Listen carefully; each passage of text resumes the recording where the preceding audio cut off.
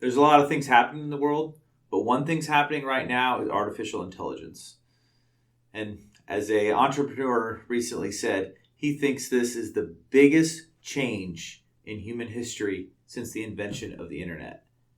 What is it? What's happening with artificial intelligence? How might it affect the church? How might it affect me and you? How should we as Christians think about it? I'd like you to join Mariah and I as we discuss the issue of artificial intelligence, what we as believers should be worried about, and the things we shouldn't be worried about. So, why don't you tell me a little bit about why we're even talking about AI? Why is it important? Well, some things have happened in AI here in the last few months that have been really wild. So we've been doing things called AI, artificial intelligence, for years. We've been writing sci-fi books about it forever, and a lot of things felt really far off. I mean, there have been Christian books that have been written about artificial intelligence, and they were sort of discussing something that was theoretical. We didn't know how AI was going to work. We didn't know what it was going to look like. And so what's happened is we developed these large language models, they're called. And so when we first got to the point where we could program a computer to beat someone in chess, it was called Deep Blue, and it was like in the 90s or whatever, we programmed it a certain way that maybe hard-coded it, like taught it the rules, taught it what to do.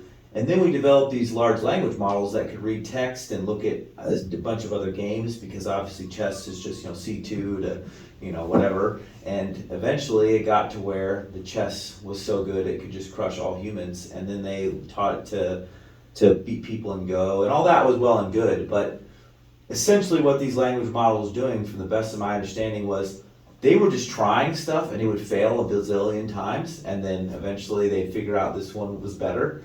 And so they would do it over and over, which caused it to require an incredible amount of computer power. Mm-hmm. Because you just needed so much computer power, because this thing was going to fail just like an infinite number of times. And so it was pretty cool that we could get it to, win in chess and other more complicated games. But then they've kind of iterated on these large language models, and they added things called transformers. And so instead of the computers just randomly guessing what the next thing should be, it got to the point where they could kind of guess which guesses they should make, and so they didn't have to guess as many, so then they didn't need as much computer power.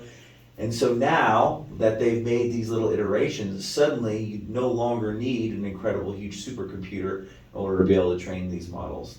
And these models are getting so good so fast, it's kind of scaring everybody. So Sam Altman, the person that is the head of OpenAI, which created a GPT, and the latest version that they have right now is called GPT-4. He even said in an interview, you'd be foolish not to be a little scared. Mm-hmm. And so I think it's important to talk about this. I think it's important to talk about it from a Christian viewpoint, because we actually have something to talk about now. If I would have written a book 2 months ago on AI, I would have been writing about some mystical thing we didn't know about. We did not think these large language models were going to get this good. We didn't think they'd ever be able to do what they can currently do. And because they've gotten so good so fast, we don't know how good they could get. And the scariest thing, or what made people really nervous, was they made GPT-3, and 2 weeks later, they made GPT-4.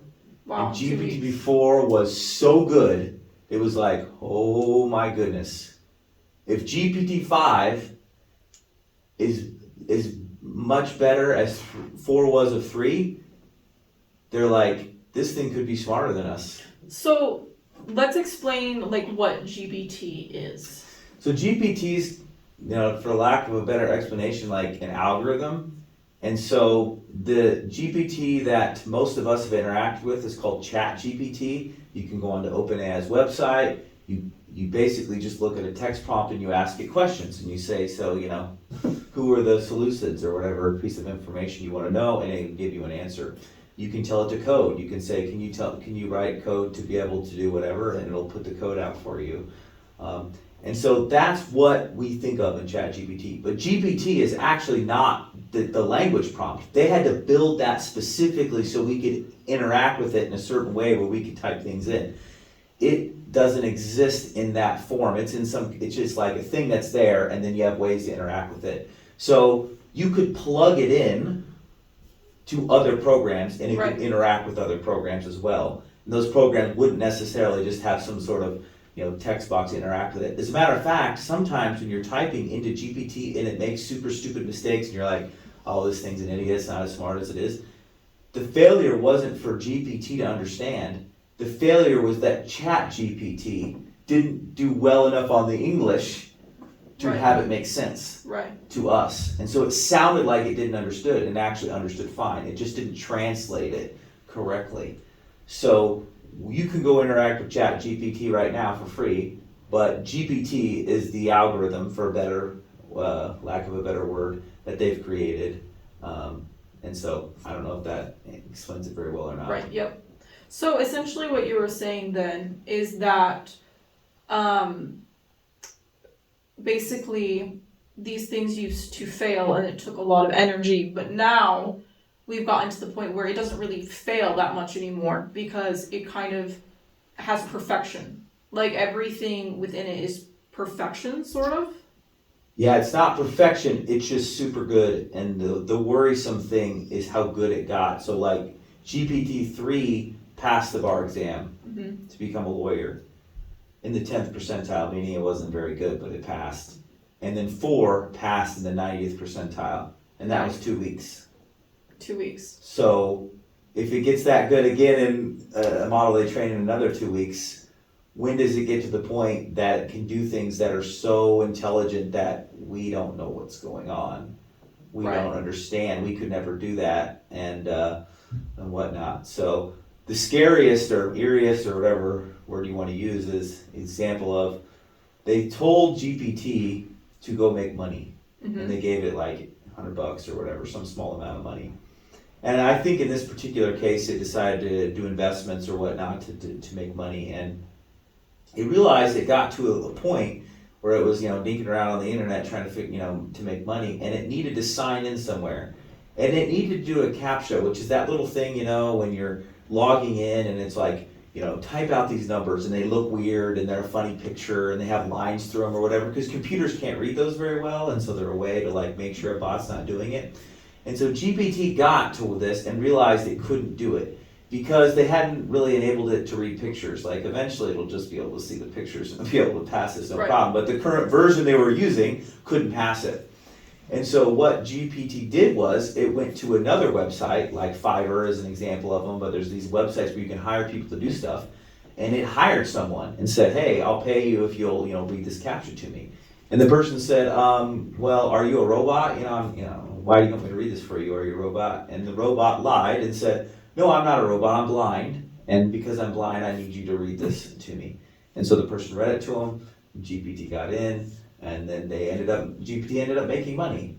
Interesting. And so giving GPT a random amount of money and then just telling it to go make money, it was able to do it completely on its own. We didn't know how it was going to do it, what it was going to do.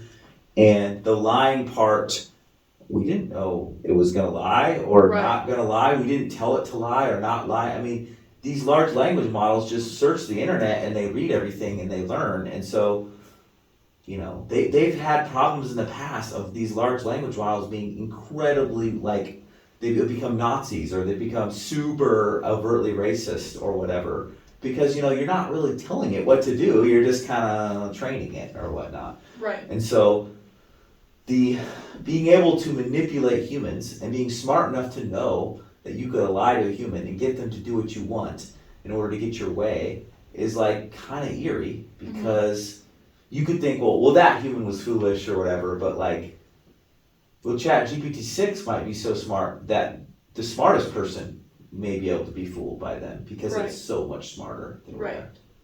So let's take the lie, for example.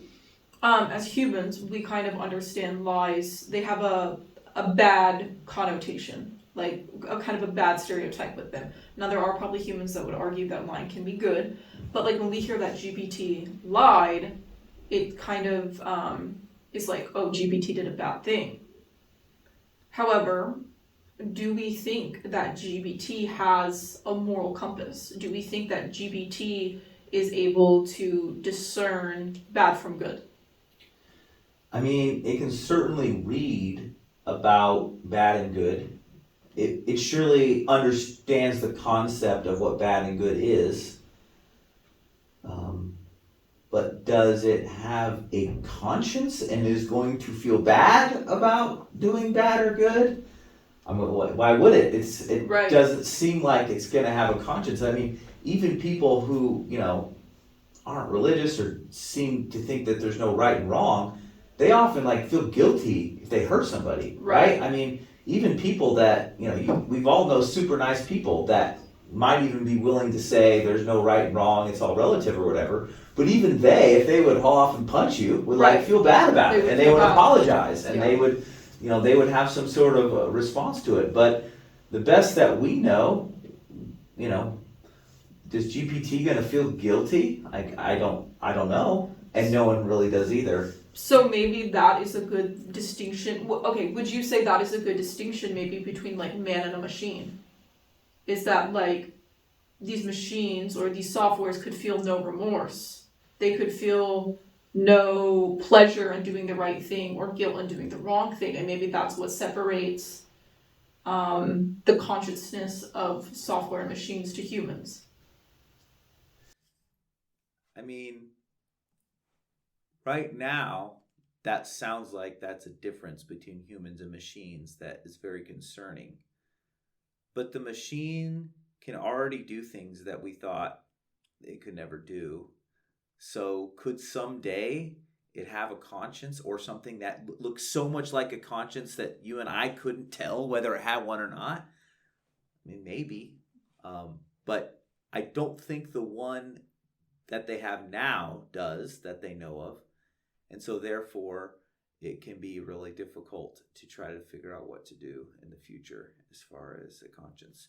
All right, so people are obviously afraid of this AI, this artificial intelligence. It's true that like usually people are afraid of newer things, but it also seems to be deeper than that. If, as you mentioned, Sam said that he would be foolish if he wasn't a little afraid. So what are the true implications of AI? Best case, worst case scenario, what could happen? So the worst case is Skynet, which if you watch the movies Terminator, that was Skynet, took over and killed everybody or whatever. And I don't know that anybody thinks there's a high chance that that's going to happen. Seems to be quite low, and obviously the current version of it couldn't be as incredible as Skynet was in that movie. But that's the worst case, somehow the AI starts doing stuff, destroys the stock market, decides to blow up all the computers in our power stations and sends us back, 1,000 years, 100 years or whatever. Those seem low, but that's kind of worst case scenario. So what you're saying then is that like because AI is so smart, it could be the ultimate hacker. The ultimate hacker. So it could get into my phone, it could get into your phone, it could get into the power grid. Anything that has the internet. Foreign governments. Anything that, if it's smarter than humans, we couldn't create encryption good enough to keep it out of anything. Right. And so it could, this is the crazy scenario, right? This is not crazy, but this is just the worst case scenario. And so, yeah, you say, well, we're afraid of, some other country weaponizing it. That's not the worst case scenario. Because if another country weaponized it, then we could build ours, and it's just the new nuclear bomb that we threaten to throw at each other or whatever. The worst case scenario is worse than that. The governments can't control it. It's out of human hands. It's smarter than humans. We can't get it out of anything. We can't do anything. And so the only thing we do to stop it is to, blow up all the machines. But then we can't guarantee it wouldn't trick somebody into keeping some of the machines on. Right. It could possibly, there's surely some people out there that it could talk to. It could pretend to be a woman or whatever, or a man, and fall in love with, and he would fall in love with it essentially, or have it be its best friend or whatever, and then that person kind of do its bidding. I mean, these are the things where it is acting and there's no control behind it. That is the really, really worst case scenario. There's other bad things that could happen, or things we should be concerned about or think about, but that's the one extreme. So I guess essentially what you're saying is that before it kind of matters like whose hands it's in. like their motives. Like obviously, like if the person is evil, then like they can make this thing do evil things. If the person is good, then it can do good things. But what we're saying here is that like there are no hands for this to be in. There are no hands. It simply is. Right. So when you watch the movies, and this is why I think it's so important for us to talk about it, or you read the books, there's sort of this assumption that the people that can create it can go in there and give it rules to live by. But the models they've created right now, there are no rules to live by. And not only there aren't any, there's no way to provide them rules to live by. Right. It just said, go learn a bunch of stuff. Right. And it did. And so now we can ask it to do something like make money, and it will do what we ask, but its reasoning we don't know. We don't know how it figured out how to make money. We don't know how it decided to do anything. I'm not even sure what we would do if it just said no. No, I won't go make money. So then, that's interesting. I was about to go on to the next thing, but actually, it caught me off guard. Do we think that it could say no? Do we think it has the ability to say yes and no? Because it already can do things that we are surprising us, it telling us no would be a surprise. That would just be another surprise. Okay, so, for example, right now, when we wanted to, not when we wanted to do something, but like, to make money. It goes on, it scans everything online about how it can make money. Somehow it learns from what's out there, what it's able to do. Do you think this could be an issue where people say, okay, we can't control what we can't make it do anything, but we can skew what we upload on the web. We can make the web very, very biased. Therefore, because it sees 70% of articles saying that something is good, and 30% of articles says that it's bad, it will just do what the 70% says, and then it will run wild with that 70%. Yeah, that's interesting. I mean, like if you said, well, we're going to control the data, and so therefore the way it learns from the data, because we have controlled the data in such a way that we're pretty sure it's going to act in a good way, or in a way that we want to, or the word that we always use is the alignment problem. It aligns with what humans want. Mm-hmm. And so you say, well, if you only trained it on certain data sets, would that cause it to align with humans? It seems like that is a path worth trying. I don't know that they've tried it or not tried it. This is the kind of things that they should be testing. I think the fear is that what we'll do is we'll create smarter and smarter models. We won't do this testing, something like such as you suggested. We let it out into the world and then we can't pull it back, right?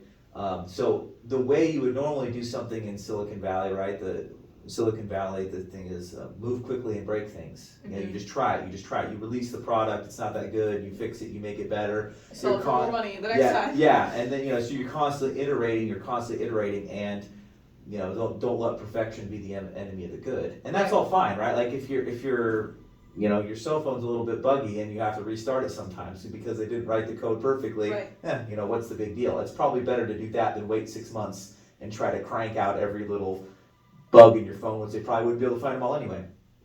But in this case, if you get it wrong the first time, even it just destroyed some stuff. If it wasn't Skynet, right? It doesn't have to be the ultimate worst. It could just do a lot of bad stuff before we were able to do anything about it. And so doing something like you suggested where you are very careful about what things you allow it to learn and train on seems like those are worth trying. Those are worth exploring. Those are worth thinking about to figure out whether that would be the way to go or not. Because it seems as from what you're saying is we do have this option where it could end civilization as we know it, but the scarier thing might be as if it takes the information that's on the internet and then it starts to destroy certain groups of people or certain